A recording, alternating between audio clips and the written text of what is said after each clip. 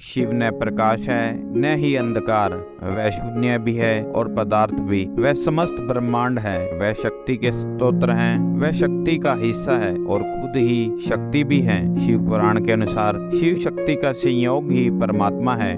भगवान शिव ने कई अवसरों पर माता पार्वती को मानव जीवन से जुड़े कई रहस्य बताए थे। ये जीवन के गूढ़ रहस्य शिव जी ने माता पार्वती को इतने सरल व सीधी बातचीत में बताए थे कि आज के मानव जीवन के संदर्भ में भी इन्हें आसानी से समझा जा सकता है और हजारों वर्षों बाद भी आज के मानव जीवन, परिवार व समाज के ऊपर बिल्कुल सटीक बैठते हैं।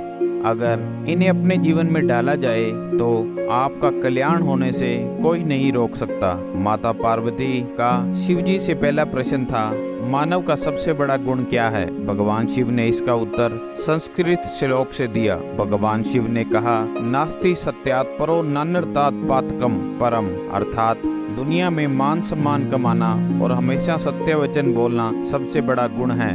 सत्य के रास्ते में हजारों कठिनाइयां आती हैं, मन भी बार बार विचलित हो जाता है, लेकिन सत्य की राह में अडिग रहकर ही इस संसार में सच्चे मान सम्मान की प्राप्ति की जा सकती है।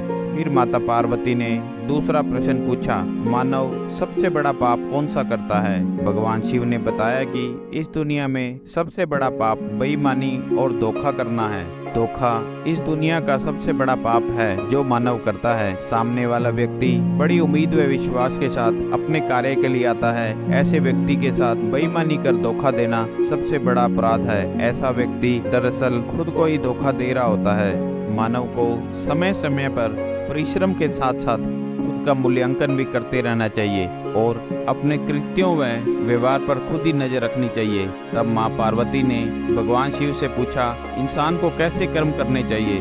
तो शिव जी ने उत्तर देते हुए कहा, किसी को भी वाणी कर्मों से और विचार के माध्यम से पाप नहीं करने चाहिए, यानी पापपूर्ण कर्म नहीं करने चाहिए और विचारों और वाणी में अशुद्धता नहीं होनी चाहिए। मनुष्य वही काटता है जो बोता है, इसलिए हर किसी को अपने जीवन में कर्मों के प्रति विशेष सतर्क रहना चाहिए।